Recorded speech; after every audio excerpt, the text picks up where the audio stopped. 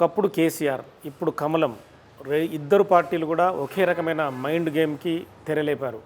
ప్రస్తుతం రాజకీయ పరిణామాలు కూడా అటెన్షన్ డైవర్షన్ పాలిటిక్స్గా మారిపోయాయి. ప్రముఖ ఎనలిస్ట్ పాపారావు గారు మనతో ఉన్నారు. నమస్కారం సార్. సో ఎలా ఉంది సార్, అంటే రాజకీయాలు ఇప్పుడు ఎనలైజ్ చేస్తే పార్లమెంటు ఎన్నికలు దగ్గర పడుతున్న సమయంలో రకరకాలైన ఎత్తుగడలు నడుస్తున్నాయి.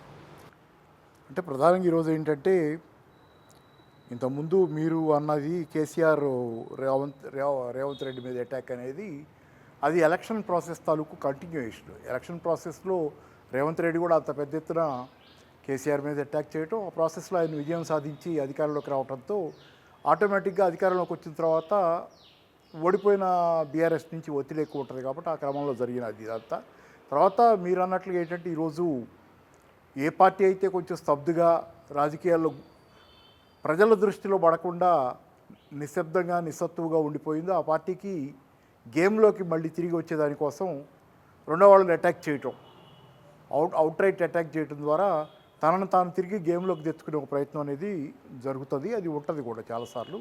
అయితే దానిలో ఇక్కడ మీరు అన్నట్లు ఇవాళ రేవంత్ రెడ్డి గారికి సంబంధించి ఉన్నటువంటి ఈ మార్ఫింగ్ వీడియో విషయంలో బీజేపీ పెద్ద ఎత్తున అటాక్ పెట్టి రేవంత్ రెడ్డి గారికి నోటీస్ ఇచ్చి ఆయన్ని హాజరవ్వమంటాం. తన ముందు ఏదంటే ఒకటి ఆయన మొబైల్ ఫోను, ఎలక్ట్రానిక్ గ్యాడ్జెట్స్ కూడా అన్నీ తీసుకురామంటాం అనేది కొంత. ఎందుకంటే తెలంగాణలో బీజేపీ పరిస్థితి ఏంటంటే, ఓవరాల్గా ఈరోజు కొన్ని సీట్లు వస్తాయని వాళ్ళ అంచనా వాళ్ళకు ఉన్నప్పటికీ బీజేపీలో ఒక కోఆర్డినేషన్ లేదు. తెలంగాణలో ఎవరిదో వాళ్ళదిగా ఉంది.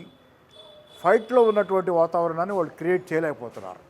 కాబట్టి ఏంటంటే, ఒక న్యూస్ క్యాచర్గా, అంటే న్యూస్ హెడ్లైన్స్ మళ్ళీ పట్టుకు రావాలి అంటే మాకేదో చేస్తున్నారు వీళ్ళు అనేది ఒకటి ఉండాలనేది కొంత దానిలో ఉంది.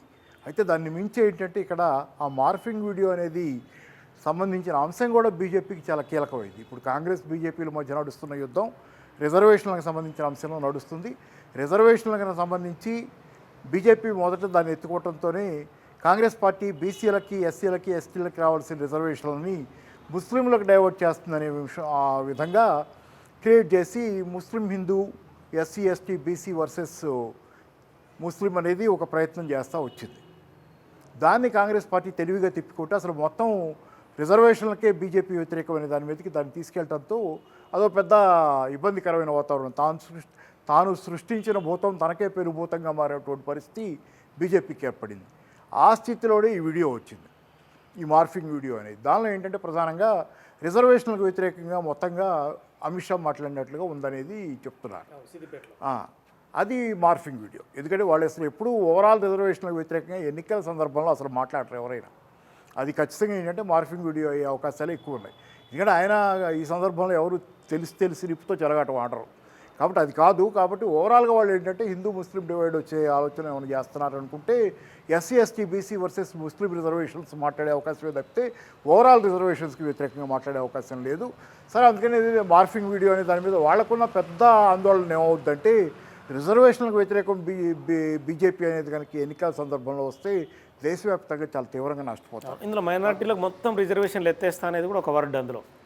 అది వాళ్ళు అంటారు, వాళ్ళకి సులువు కదా ఆ మాట అంటూ. 80-20 డివిజన్ తెచ్చుకోవటం, మైనారిటీలకు వ్యతిరేకంగా మాట్లాడితే కనుక 80% వాళ్ళ వైపు పోలరైజ్ అయ్యేటట్లయితే గెలుస్తాం అనేది వాళ్ళకేం అభ్యంతరం ఉండకపోవచ్చు. బహుశా అంటే హిందుత్వ ఓటర్ని ఆకర్షించడం అది కాదు. అక్కడ ఏంటంటే మేజర్గా ఏంటంటే దీనికి భయపడ్డారు వాళ్ళు. మొత్తం రిజర్వేషన్కి వ్యతిరేకం అంటే అన్ని హిందూ సామాజిక వర్గాలు కూడా, ఏదైతే మన ఓసీలు, బీసీలు, ఎస్టీలు, ఎస్సీలు ఉన్నారో అందరికీ వ్యతిరేకమైతే అసలు అన్ని ఓట్లు పోతే కష్టం కదా. అందుకని ఏంటంటే వాళ్ళు ఇష్యూ కూడా పెద్దదే వాళ్ళకి అది. ఎందుకంటే ఈ వీడియో కనుక మరీ వైరల్ అయ్యి దేశంలో వెళ్ళిపోయేటట్లయితే అది వాళ్ళకి బేసిక్గానే థ్రెట్ అది. ఎందుకంటే అసలు ఆ చర్చ మొత్తం కాంగ్రెస్ పార్టీ మొత్తానికి రిజర్వేషన్లకే వ్యతిరేకం బీజేపీని తెచ్చిన తర్వాత మళ్ళీ ఆ సందర్భంలో ఇది బయటకు వెళ్ళిపోయేటట్లయితే ఈ రూపంలో మార్ఫింగ్ వీడియో రూపంలో అది వాళ్ళకి నష్టం. కాబట్టి వాళ్ళు చాలా సీరియస్గా రియాక్ట్ అయ్యారు. అయితే ఆ సీరియస్గా రియాక్ట్ అయిన దానిలో రెండు ప్రయోజనాలు పొందాలని బహుశా ఆశించి ఉండొచ్చు. ఒక ప్రయోజనం ఏంటంటే, తెలంగాణలో అటెన్షన్లో తాము ప్రజల దృష్టిలో లేం కాబట్టి ఆ ప్రయోజనం, ప్లస్ ఈ వీడియో మీద గట్టిగా మేము చేయలేదు ఇట్లాంటి వీడియో అనేది ఒక జనంలో ప్రచారంలో పెట్టడం, ఆ వీడియోని ఆపటం అనేది రెండు ప్రయోజనాలు ఉండొచ్చు. సరే, ఏమైతే ఏమైందంటే ఇప్పుడు కాకపోతే దానిలో కొంచెం చాలా, అంటే నాకు అనిపించేది కొంచెం చాలా సిల్లీ విషయంగా అనిపించేది ఏంటంటే, నలుగురు ఎవరికో నోటీసులు ఇచ్చారు. సరే, అవన్నీ మామూలే. మార్ఫింగ్ వీడియో అన్న తర్వాత ఎవరెవరు చేశారు ఏంటనేది వస్తాయి. దాని మీద విచారణ జరుగుద్ది, ఎవరేంటో తెలుస్తుంది, అది వేరే విషయం. అయితే ఏంటంటే దానిలో రేవంత్ రెడ్డి గారికి ఇవ్వటం దగ్గర నోటీస్ నాకున్న విచిత్రమైంది ఏంటంటే ఫార్వర్డ్ చేశాడు ఆయన కూడా సీఎం పోస్ట్లో ఉండి ఇట్లాంటివన్నీ ఫార్వర్డ్లు పెట్టుకునే టైం పెట్టుకోకూడదు. కానీ ఆయన ఫార్వర్డ్ చేసిన దానికి ఆయనకి అంత పెద్ద నోటీస్ ముఖ్యం, దానికి అంత అంటే నోటీస్ ఇచ్చి దానికి మళ్ళీ సంజాయిషీలు ఫోన్ పట్టుకురండి అంటే ఆయనే క్రియేట్ చేసినట్టుగా మార్ఫింగ్ వీడియో దాన్ని అట్లా అనే భావన క్రియేట్ చేయడం అనేది అది అలా ఉండదు. ఎందుకంటే మార్ఫింగ్ వీడియో చేయాలన్నా కొంత టెక్నికల్ స్కిల్స్ ఉండాలి కాబట్టి ఆయన జస్ట్ దాన్ని ఫార్వర్డ్ చేసి సోషల్ మీడియా వాళ్ళకి నలుగురికి ఇచ్చారు. అదే ఆయన జస్ట్ ఫార్వర్డ్ చేసి ఉంటాడు, ఫార్వర్డ్ చేస్తే దాని మీద పెట్టారు.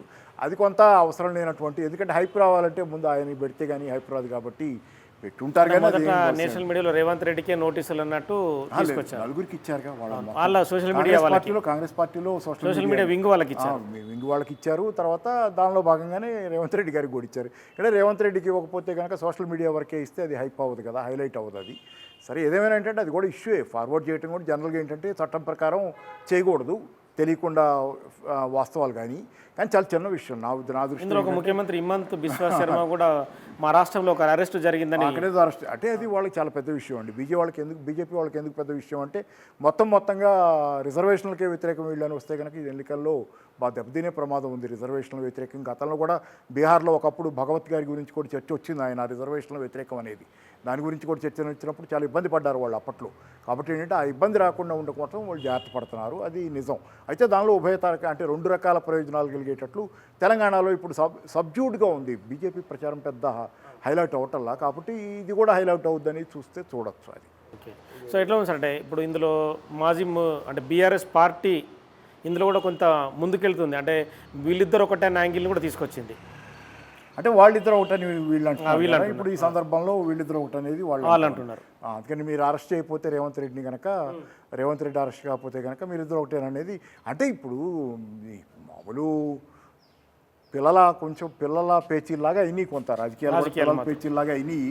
వాళ్ళు మనల్ని అంటున్నారు కాబట్టి మన సందర్భం చూసుకొని మనం కూడా ఒకసారి అని అందామనేది, వాళ్ళు మనల్ని ఇబ్బంది పెడుతున్నారు కాబట్టి మనం సరే ఏదేమైనా కానీ ఏంటంటే ఎవరెవరితో ఉన్నారనేది చాలా కన్ఫ్యూజింగ్ విషయం. ఇవాళ బీజేపీతో బీఆర్ఎస్ ఉందా, కాంగ్రెస్తో నిజంగానే బీజేపీ ఉందా, ఇవన్నీ చాలా అంటే ఈ రోజుకి తేలేవి కావు. చాలా సందర్భాల్లో చాలా విషయాలు, కొన్ని విషయాలు ఆలోచిస్తేనే వీళ్ళు వాళ్ళతో ఉన్నారనిపిస్తుంది. కానీ మొత్తం ఓవరాల్గా తీసుకుని చూస్తే, మళ్ళీ రకరకాల అంశాలు తీసుకుని చూస్తే అసలు వీళ్ళతో ఉంటే అవన్నీ ఎందుకు జరుగుతాయని వేరే విషయాలు అనిపిస్తాయి.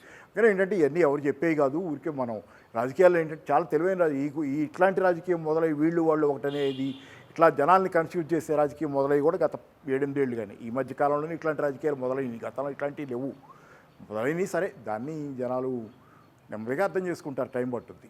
Okay sir, thank you sir. So మొత్తానికైతే లైమ్ లైట్లో ఉండాలనేది బీజేపీ బీఆర్ఎస్ పార్టీలు చేస్తున్నారని చెప్పి పాపారావు గారు చెప్తున్నారు. బీజేపీ స్తబ్దుగా తెలంగాణలో ఉంది కాబట్టి ఒక ఇష్యూని తెరపైకి తీసుకొచ్చి ఓట్లు రాబట్టుకునే అంశాన్ని కూడా ఇక్కడ తీసుకొస్తున్నారు. With cameraman Srikanth, Nagesh, big TV. For more videos like this, subscribe Big TV channel.